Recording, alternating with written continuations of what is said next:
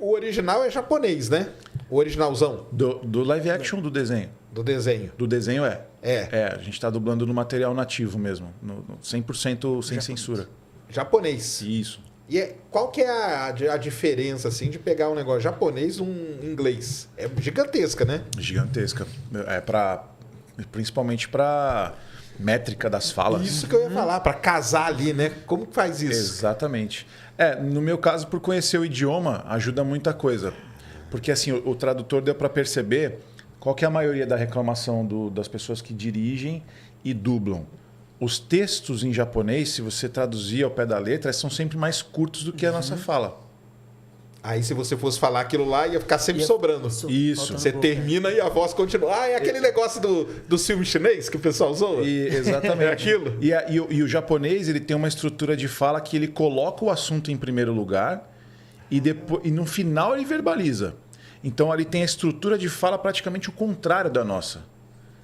A gente começa verbalizando e termina citando o assunto. Então, tem que ter essas sacadas, ajuda bastante. O inglês já é uma estrutura mais próxima da nossa, né? Sim. Até, às vezes, em termos de musicalidade, de inflexionar, é muito mais próxima da nossa. Porque, por exemplo, o japonês, para falar alguma coisa, uma coisa em pensamento, ele às vezes você pensa em voz alta, falando assim, será que isso vai acontecer? Só a sua cabeça ouve, claro. E eles colocam isso eles deixam numa palavra, eles usam um kaná. Kaná. Então eles usam isso. Então a gente tem que trazer como seria isso. Tem que entrar no universo dos caras, depois você pega o jeito, vai, mas no começo então, porque não é simplesmente uma tradução, né? Isso. Sim. Vou pegar o Shingo, por exemplo. O Sanji é o personagem que mais fala palavrão no bando, né? Os outros são mais pontuais, só quando tem uma provocação forte. Tem um momento que assim foi chocante, mas eu pedi para usar. Os textos vêm para... A gente não sabia para que mídia iria, então o texto vinha sempre flat, para exibir na TV aberta, assim. E o One Piece tem que tomar cuidado. Não é para exibir em TV aberta, a não ser em horários tipo, bem tarde, igual o Toonami passava, lembra do Cartoon Network? E aí tinha um momento que eles estavam numa terra sagrada, que é a Skypiea, e tinha um falso deus tomando conta de tudo. Parte.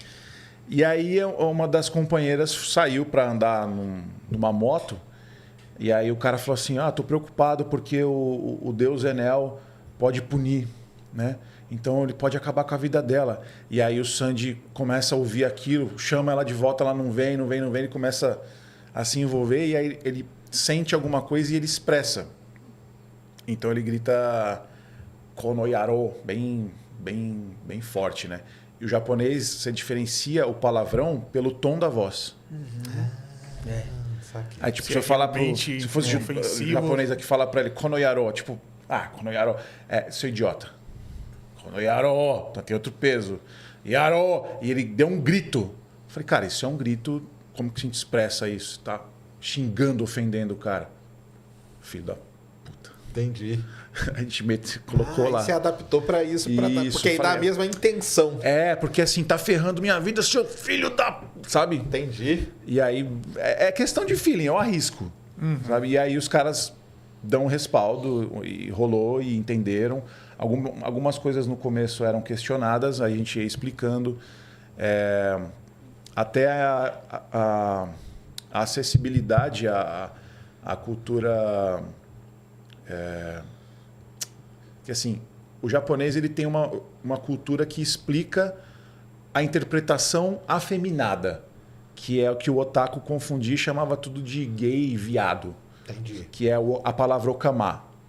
E na série tem um personagem, no live action não, porque não chegou lá ainda, que ele se traja como uma expressão afeminada. Certo. Né? E aí ele tem os golpes baseados na palavra okama. E aí o otaku antigo, baseado acho que em fansub também, traduzia sempre como viado, gay. E, na verdade, é uma coisa que só eles têm lá, que é a representação mais sensível, afeminada, que o homem usa, certo, né, teatralmente falando. E aí, como que você traz? É tipo uma palavra que não tem tradução, né? É isso que eu tô falando. Ela expressa ela tem um significado, ela não tem uma tradução. Aí você tem que escolher rumos. Por exemplo, o personagem ele canta uma música explicando o que é a palavra. Então ele fala, é uma máscara, uma montagem, não sei o que lá.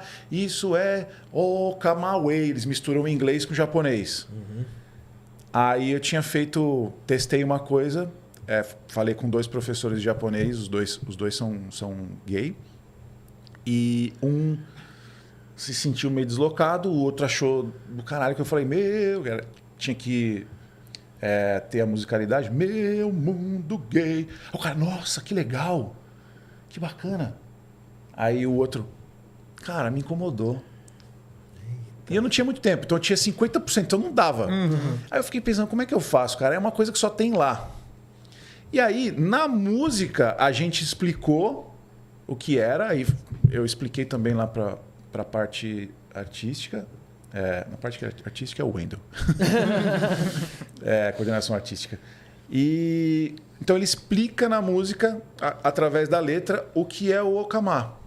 E a gente optou por finalizar com o Okamawe junto. Uhum. Porque não é uma coisa nossa.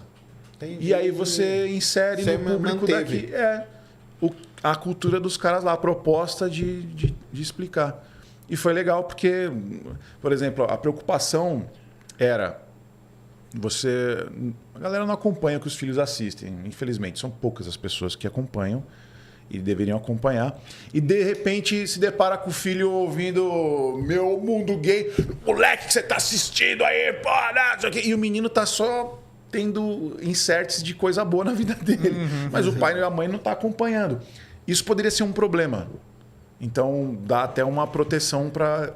Não é para criança assistir, pais... estão assistindo e os filhos gostam de One Piece e estejam sempre perto, porque os assuntos são pesados e às vezes o linguajar acompanha. Então tem tudo isso envolvido. Eu sempre... eu falo pra caramba, desculpa. É uma coisa que, comparado ao Vini começar a fazer o Luffy, eu lembrei muito quando veio a informação, você vai dirigir One Piece. Veio uma borrada de freada de caminhão na cueca. Foi.